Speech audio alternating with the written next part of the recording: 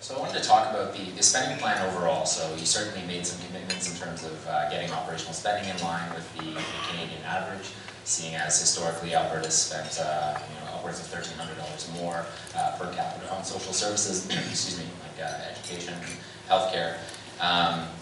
You also committed to a more rigorous savings plan and setting aside resource revenue into long-term savings or paying down debt.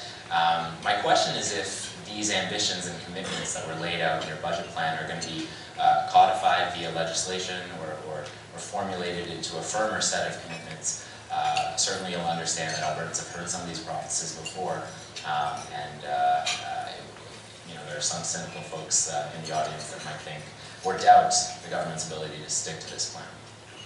Well, I think that, first of all, as far as legislation, I mean, within the Fiscal Stability Act that I tabled on Thursday last week, it says it will not borrow for operating, and we won't.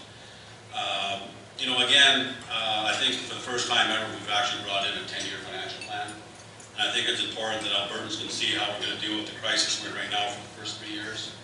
And then how when we get back to balanced budgets, how we're going to get off the roller coaster of oil, depending less and less on it for our operating budget, and putting more money into our Heritage Savings Trust Fund, and then paying down our capital debt as we continue to build the province.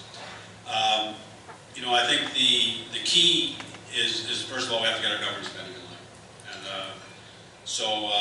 And we have to do it over a period of time. Again, in talking to economists and bankers, they all said if you cut too deep too quick, you put the province into recession.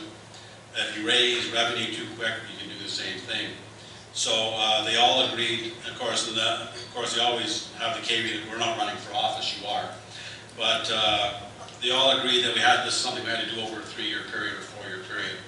And the fact that we have such a good balance sheet, the fact that we have no net debt, and they said it wouldn't affect our AAA credit rating, and we have the ability to do this over a period of time. So we will reduce spending to get it down to the national average. We'll do it over a period of time. Because again, we're very conscious of the fact that the last thing I want to do is see people lose their jobs. I come from the coal industry.